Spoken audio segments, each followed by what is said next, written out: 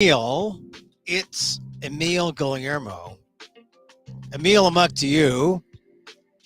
And how are you? Welcome to Emil Amok's Takeout, my takes on all things considerable. There are a lot of takes today.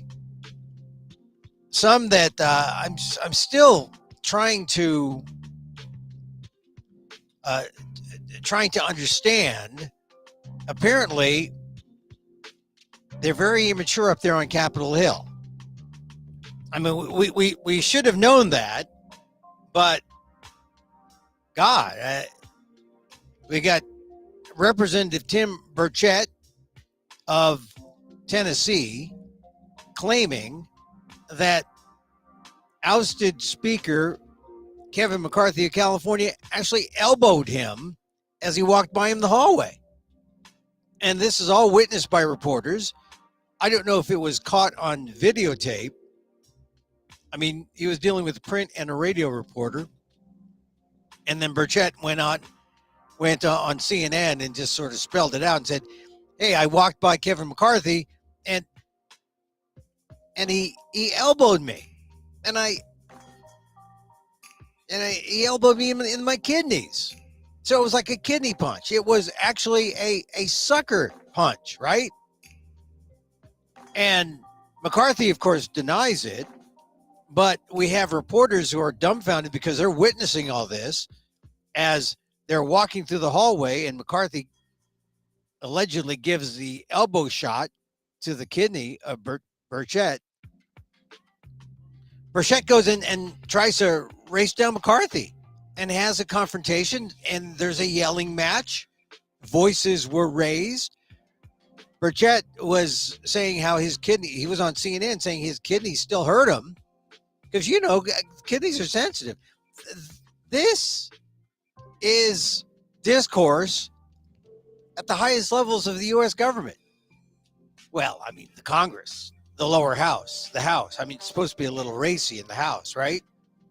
But you expect a little decorum. But all this really, if you think about it, is an outcome of the, how would you say it? It's the specter of Trump, the values of Trump. Whether you're on the left or on the right, the values of Trump have infected our politics, you know, because everyone plays it this way now, right? So instead of civility, you got fake civility and people smiling, and it's just not a pretty picture. And you just don't expect it out of people who you see as leaders, you see as the grown-ups. But when you have the grown-ups who are acting like they're in terms of the GOP, who's their leader? Their leader is the 4-time indicted, 91 felony counts on one, the man who yesterday we railed against for his use of the term vermin. This is,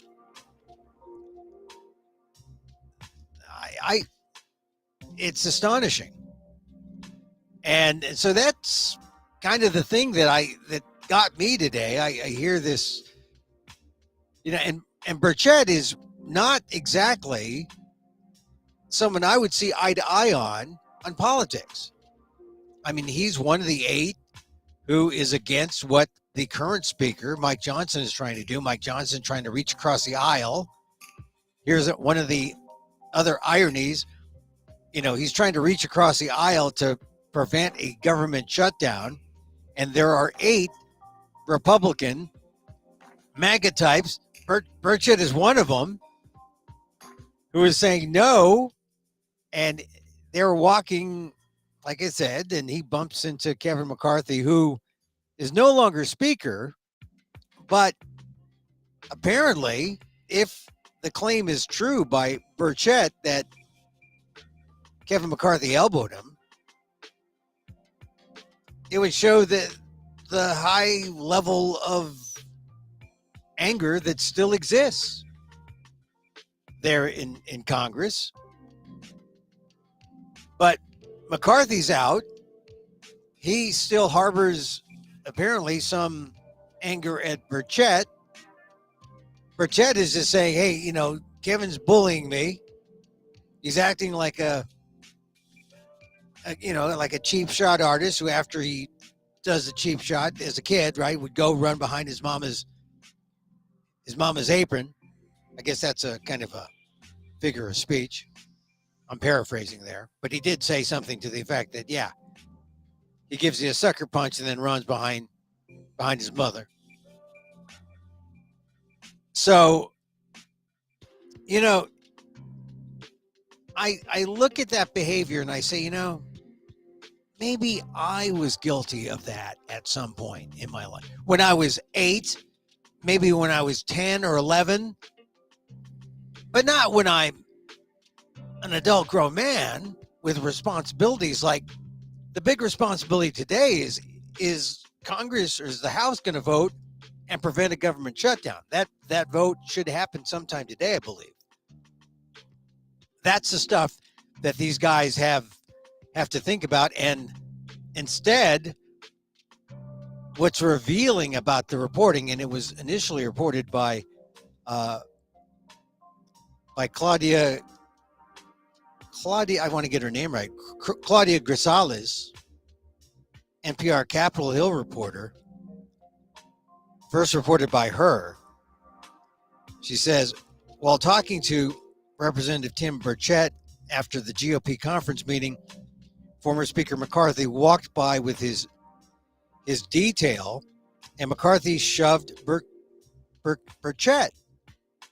Burchett lunged towards me. I thought it was a joke. It was not, and a chase ensued, writes Claudia Grisales on her X account. We might as well call it X, right? No longer known as Twitter. And the Twitter account of Grisales just says, Burchett,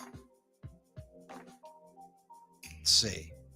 Burchett's back was to McCarthy and his detail walking by in the hallway, then the lunge.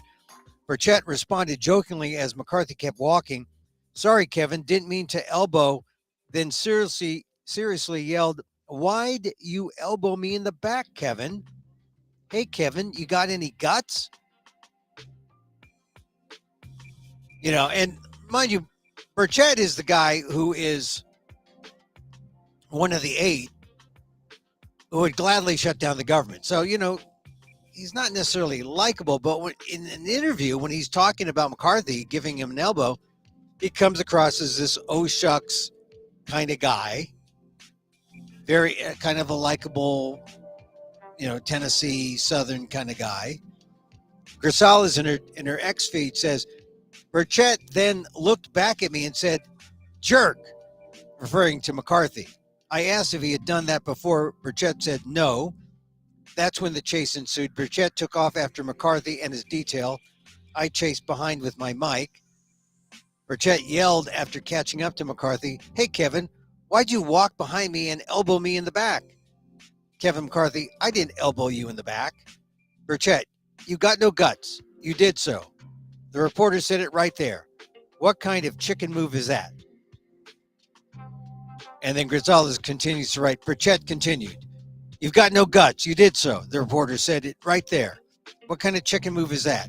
You're pathetic, man. You are so pathetic. Burchett starts to walk away from McCarthy. Tells me, what a jerk. Then yells back, you need security, Kevin. Burchett tells me this is the first point of communication with McCarthy since Burchett voted for McCarthy's ouster as Speaker last month. That's just it for communication since ouster vote. He's just a jerk. He's just a childish little ... Burchett adds, did you see that? He asks in disbelief. I'm stunned too, writes the reporter, Claudia Grisales. Says he won't follow up with McCarthy on what happened. He's on a downward spiral. That was pretty gutless of him. I'm disappointed in him. Burchett reiterates he hasn't talked to McCarthy since he voted against him. No, that was it. That's it. He's got $17 million to work against me, and that's just, he should have kept his word. I think that just showed what he's about, and it's unfortunate. So there was more, of course, other reporters, because since then, Burchett gave lengthy interviews to CNN and others, and the story's out there. But I will say this, even though I am not prone politically to like either, and I probably like Burchett less because he's out there trying to stop the government from functioning. He's one of the eight MAGA types. But he comes across as charming and believable and aggrieved. Kevin McCarthy denies it. I haven't seen him publicly denounce it, but I've seen reports where he has denied that it happened. And I think overall, it just shows you the state of our political discourse in our country. In the meantime, we got real issues like the shutdown of the government.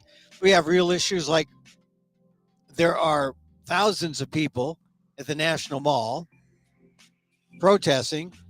They're pro-Israel, and they want to make sure that people in the government, people in the country see that.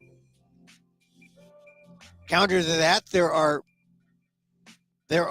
protests happening all over the country that are pro-Palestine. It's okay to assemble. It's okay to use your right to free speech. If you listen to me on this show on previous days, you know I'm for straddling that fine line between protest and violence, being a person for peace, a person for solutions. I respect Israelis, their opinions and their history. I also respect the Palestinians. If the goal is the release of hostages, then there are a couple things we need. We need a ceasefire, number one, not just continuing the bombardment of Gaza. We need a ceasefire, and we need talk. We need negotiations. I'm hopeful that there was a report by CNN where Biden is quoted as saying there will be hostage negotiations, there will be hostages released. When, what kind of time frame, unclear. But that has been the report. Meanwhile, just to show you how busy President Biden is, and you know, a lot of people don't think he's fit or up to the task for being the leader in this present modern world, but I think he's keeping up. I mean, you look at the American public, and between all the different things that are happening just today, you know, you don't have to be Superman necessarily. You have to be fit. You have to be well staffed. You know, Biden is well staffed, but Biden wasn't even in Washington. He's on an airplane headed to San Francisco because of the big APEC summit with all the Pacific region leaders. I was going to attend. I would like to attend, but I don't have my special press credentials. I was invited as part of an investor group, and I don't know if I have a conflict. I have and I'll reveal it tomorrow, but a medical one that prevents me from going. But I don't know really what's going to happen. the newsworthy thing is Biden's meeting with Xi, and maybe we'll get normal communications back again, because that's what's been absent. That would be the most news out of that. For other countries, like I followed the Philippines. Bongbong Marcos is there. Is it worth it to go to that, to just fight all the traffic and to be there to watch Bongbong Marcos sell the Philippines to investors? I think more important to Filipinos is if Biden and Xi come to some kind of agreement about how to communicate when China starts building up their little air bases on these little sprat islands in the West Philippine Sea. Disputed territories, although the Philippines say the Spratlys are ours or theirs. China is acting like squatters, saying, hey, no, we're here. We built, this is ours. And just a couple weeks ago, there was an incident where the Chinese Navy battered a Filipino boat, which, when the Philippines is now more sufficiently allied, there was a little tension before, but now, Blinken's met with Bongbong Marcos. Is that how something gets triggered in Asia? And then you have someone in Washington who needs to have the vigor to address issues not just in the Middle East, but also in Asia. And let's not forget Ukraine and Russia. So I think Biden is showing he can do it. I don't know what Trump is showing, although he likes to use the term vermin, we found out yesterday. So right now, we had thousands of supporters of Israel, pro-Israel rally in Washington. And like I said, you can be pro-Israel or you could be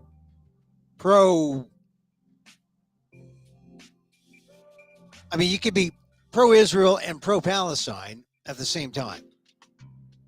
It sounds like two-state solution. But we haven't even begun to get there yet. It starts with a ceasefire, number one. We need that. And number two, we need the hostages. And the hostages were really the important part of that rally today in Washington. But like I said, Biden wasn't even there. Biden's heading to San Francisco. There were protests over the weekend in San Francisco. And interesting, they called for everything from climate change to anti-imperialism to anti-corporatism. Not just Israel and Hamas, although there is a colonial aspect in that story for both sides, right? The colonial power said, Israel, here, this is Israel. You Jews from the Holocaust, this is yours. They forgot about the Palestinians. They were supposed to exist side by side. And Israel is supposed to police these areas unarmed, which was not upheld. So I think what's needed is we need to cool down. You can protest, let people know your views. But as I said, another piece is going to be published probably this week. And I've said this when I talked to Professor Dan, who I've had on the show, Professor Dan Gonzalez. We need more teach-ins to understand the history and to put it into context. And then we need to forget about that history and try to figure out how do we solve the present issue now. And so far, there are people on both sides, Israel, Palestinians, who like still the idea of a two-state solution. And one way, certainly, we're going to do that is if we stop some of the violent rhetoric. But as we see, it's rhetoric. Hot rhetoric is contagious, and people can go overboard. And we see how when the immature are in charge, you see what happens, like the elbow in Congress. I think we better use another term that was popular in the 60s during the Vietnam moratorium. No, it's still important to get your voice out. You got to let people know how you feel about the situation between Israel and Hamas. But there's a lot of things that are antithetical to the truth. How do you know? Are you seeing something that is, well, propaganda on both sides? How do you get at the truth? And then when you look at the New York Times, and the New York Times is being assailed for being a propagandistic tool, that doesn't help because we rely on these mainstream sources to get the news. So that's why you got to pull it back a little bit. And let's hope the people who do have the intel, like the intel that says where Hamas headquarters were, if they're using hospitals, if that's the case, we have to let people with the real intel negotiate. Although, look, I'm all for peaceful protests. I'm all for expressing yourself. Let people know. If you have a representative, call them up, email them, let them know your concerns. Let them take the message for you as well. And let's hope they don't get in any elbow fights. So the other story I want to get into today before we leave, this is a headline. 1 in 3 U.S. Asians and Pacific Islanders face racial abuse this year. This is according to an AP NORC AAPI data poll. That's funny. The ALDEF poll essentially said the same thing.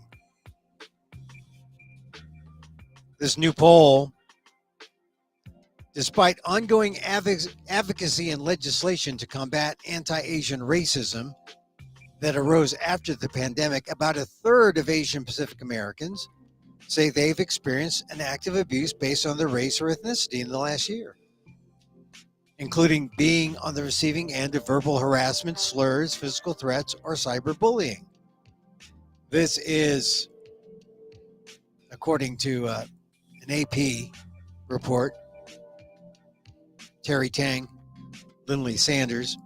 A new poll from AAPI Data and the Associated Press, NORC Center for Public Affairs, finds 15% of Asian American and Pacific Islanders specifically say they believe they have ever been the victim of a hate crime. 15%.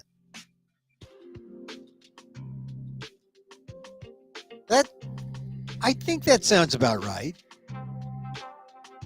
About half, 51%, believe racism is an extremely or very serious problem in the U.S.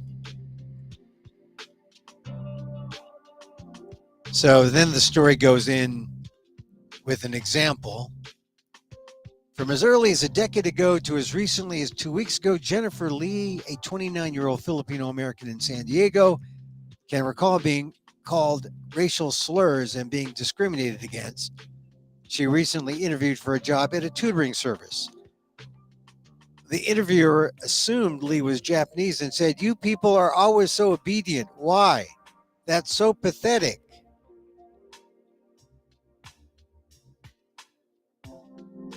Well, I mean, that happens. And that's sort of the situation in which it happens in these kind of like offhanded slights, right?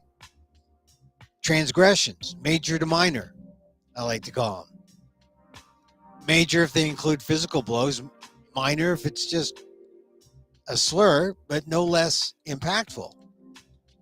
About 2 in 10 Asian Americans, 23%, say they have experienced being verbally harassed or abused in the last year, and 22% have been called a racial or ethnic slur. So about a fourth, right?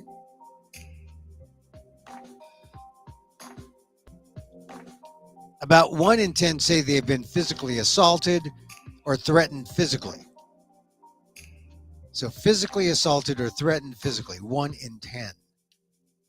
About a third of Asian Pacific Americans say they often or sometimes face discrimination because of their race or ethnicity when applying for jobs. I would say that that's about right, 30%. You'd like to think it doesn't matter. You'd like to think you'll get the job. But when you don't get the job, sometimes it is because you're the only Asian in the room. Or the only subset, Filipino, Indian, Bangladeshi. Now, this is the AP NORC poll, but last month, the FBI reported an overall 7% increase in hate crimes, even as the agency's data showed anti-Asian incidents in 2022 were down 33% from 2021. So, hate crimes up, but anti-Asian incidents down a third. That seeming contradiction doesn't surprise Stephanie Chan, Director of Data and Research at Stop AAPI Hate. We know that Asian Americans are among the most likely to not report the crime that they've experienced, Chan said. It's really sobering to see that even when the world seems to have returned to normal after the pandemic, these levels are still really elevated in terms of anti-Asian hate or anti-Asian American hate. So I guess she's saying you got numbers, but maybe we can't trust the numbers. Maybe we can't trust the numbers because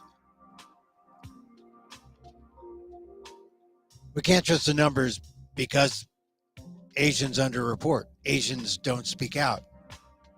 Which is why I don't say to Asian Americans who want to protest on whatever issue, I don't say, stay home, it's not worth it. I say, exercise your vote, your voice. Now that's kind of a Freudian. When I say exercise your vote, your vote is your voice. So definitely exercise your vote. But for Asian Americans, I think it's important to get out of the house. Except for me at APEC, I think. The poll also shows President Biden gets mediocre ratings from Asian Americans who viewed him favorably at 52%. Still higher than U.S. adults overall who viewed the president favorability at 44%. So that's a slight conflict. Although maybe I'd have to see the numbers for how they did their poll, but they said Biden has a 52% rating. Overall, U.S. adults, only 44. This is in a June AP NORC poll. Okay, so Vice President Kamala Harris, who is of Asian American and African American descent, is also seen favorably by half of Asian Americans. So it's interesting. The AP NORC poll, they used AAPI data and AAPI hate to do their poll. So you know that they had a decent let's see. Here is the fine print. The poll of 1,178 U.S. adults who are Asian, Native Hawaiian, or Pacific Islanders was conducted October 10th through 20th, 2023. Okay, so about more than a month ago. Using a sample drawn from NORC's probability-based Amplify AAPI panel designed to be representative of the Asian American and Pacific Islander community. The margin of error is plus or minus 4.2%. This is fine, but here's the thing they don't mention that is important to mention. This does not include an in-language component, which the ALDEF voter exit poll did. The ALDEF voter exit poll used actual voters after they voted, was random in that sense, had in-language questions, talked to people in language, so did not exclude. We know how significant the in-language part is, and the AP NORC poll did not have it. So that's the significance of the ALDEF poll. And if you know this show, I talk about the ALDEF poll all the time. Go to my column at on the ALDEF website, aaldef.org/blog, and I'll talk to you about, and you'll see the latest poll. And the ALDEF poll, if we were to compare, it shows that this wasn't a nationwide poll. It was in 7 key states: Georgia, Massachusetts, Minnesota, New Jersey, New York, Pennsylvania, and Virginia. So perhaps a shortcoming, but also maybe a sense of strength, because they got people at the polls. And they found Asian Americans still strongly supported Democratic candidates. They found that Asian Americans were 64.5% in support of legal access to abortion, and also 64.5% in support of protecting transgender people from discrimination. And then, now here's where it differs with the NORC poll. In the state's poll, Biden, his approval rating was just 35.4%, which is much lower than the AP NORC poll. And so a discrepancy. But I know when you're trying to figure out how do Asian Americans think, WDAAT, what does an Asian American think? I would say the in-language poll is probably more accurate, certainly more indicative of the community, versus, if you're talking to people all in English, you may, and who knows what generation, that could play a part. Anyway, look, I will say this. I applaud AP NORC and the AAPI data poll for doing what they do, because any data on Asian Americans is welcome. Any data is welcome. Because, and this is the sad thing about Asians and data, for the most part, we're ignored. For the most part, they don't see us. And that's got to change. It changes when we show up in polls and people say, oh, that's a data point. This is how they feel. This is how they show up. All right, so now Biden is coming here out west to the Asia Pacific Economic Cooperation Forum. And before he left, he met with the press, and He says, Biden says we must get on a, quote, normal course corresponding once again. A normal course corresponding.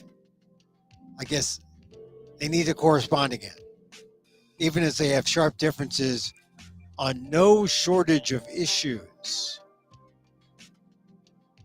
So, yeah. Remember the Chinese balloon? That kind of screwed up things. That was like last year. Is that like late last year? And then, there's a lot of tension about Taiwan. China claims Taiwan is theirs. And then, I mentioned the Philippines. That is no small thing. The Philippines is important to the United States now because of their position there. But China likes to, they're essentially squatting on the Spratly Islands, the West Philippine Sea. Who knows what accidents can occur there? There was one about 2-3 weeks ago. And that's going to be solved only with communication. I don't know if you can stop China from doing whatever they want to down there. But China seems to be doing all it wants.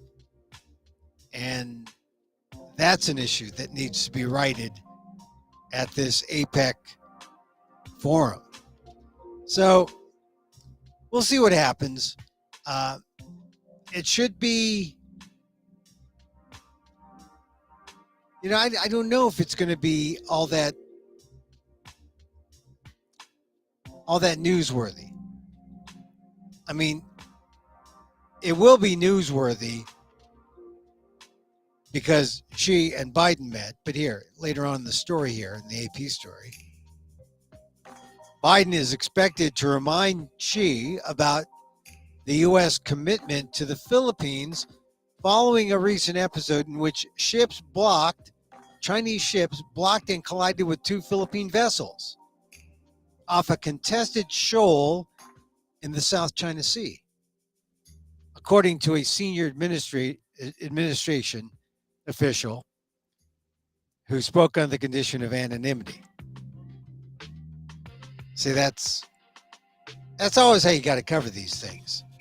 You got to, people talk off the record, because that's where you're going to get the goods. I don't have access to that. I get access to the show where there are no protesters, that she doesn't want to see any protesters. I get, you get to see the state dinners, what they eat, speeches. So this is, as we used to say on Capitol Hill, the dog and pony show. And so I may not be there. I may not be there in San Francisco. They didn't personally.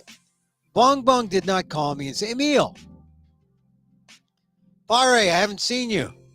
Come on over. No. All right, so that's it for our show today. Tomorrow, the PETA podcast. I don't know if you saw 60 Minutes. I watched 60. It's like the most watched television news show, and it's interesting to see what's on their radar, because that they could be influential in moving the needle. I do the PETA podcast, and I've been following horse racing most of my life, but in the last, say, 5, 10, no, more than 10, 12 years, in terms of making sure the animals were treated far better than they have in horse racing.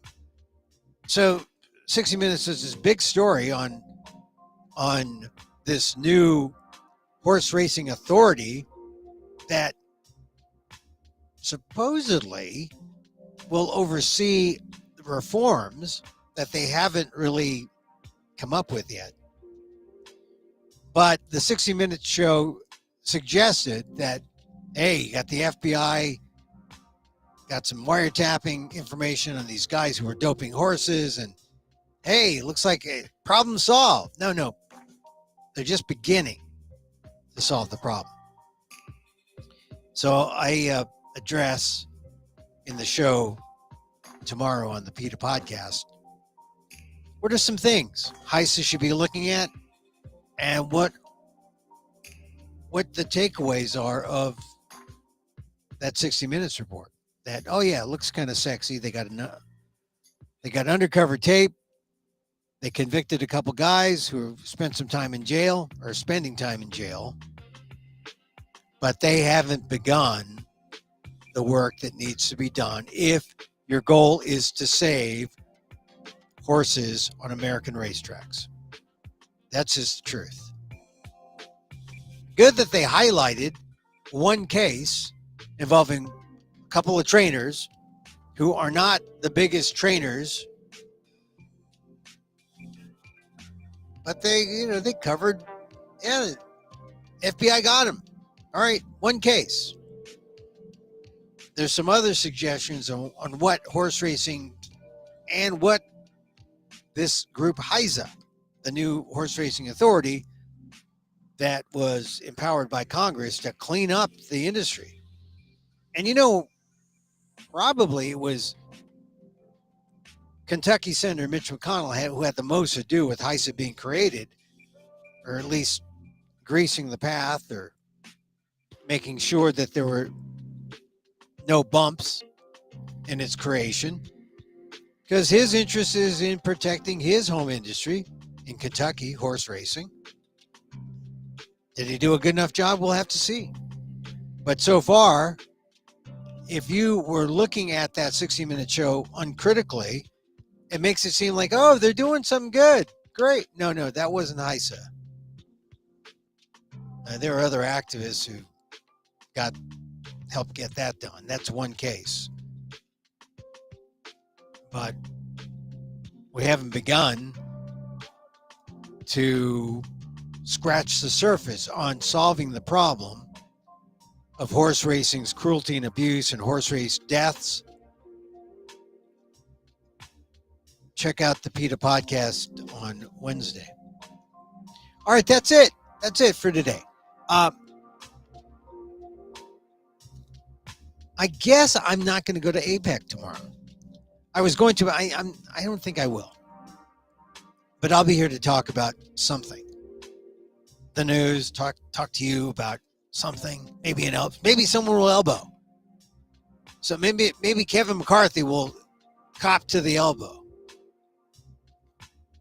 You think you know Kevin McCarthy because you've seen him go through all those ballots and you've seen him grovel to become the Speaker of the House, to give away all his power just for the position of Speaker of the House, only to see him then have it wrested away from him because he gave away all his power to these renegade mega types who could just call the question at any time, say, if we got the votes, you're out. And they got the votes. He was out. That's how desperate Kevin McCarthy was. That's why, as much as I politically don't like Tim Burchett, the rep from East Tennessee, I kind of believe the Tennessee guy on this, and not the California guy, because Kevin McCarthy would see and say anything to get what he wanted, including deny that he elbowed a guy who helped remove him from the speakership. See, this is where American political rhetoric is now. Elbows, physical violence. Soon, this is what's going to happen if people are hell-bent on getting Donald Trump a second term, he'll come after people, his enemies, and he won't be throwing elbows. He'll be throwing almost a horn-rimmed constitution. Horn-rimmed? It would be showing a barbed U.S. Constitution capable of maiming and disfiguring if you try to use it too much. I know that vermin talk is scary. The vermin talk is scary. All right, you can catch us on Monday through Friday, 2 p.m. Pacific, on YouTube at Emil Amok 1, on X at Emil Amok, on Facebook at fb.com/EmilGuillermo.media.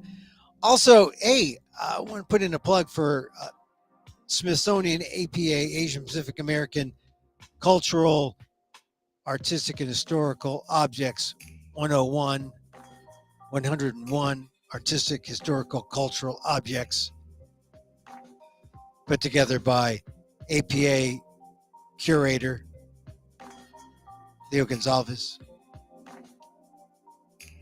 Go to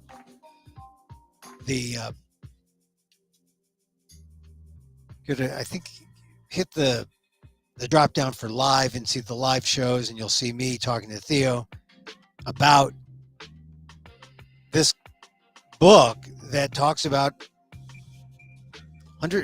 Asian Pacific American history in 101 objects. I mean, this is what the Smithsonian does. It collects objects. Check it out. Fascinating book. Fascinating. And also the interview. You'll learn more about the book during that interview. All right. We like to end with a little meditation. And so, as I wish for me, I wish for you. May you be safe. May you be happy. May you be healthy. And may you live with ease. Emil Guillermo here. Till next time. Mahal Kita.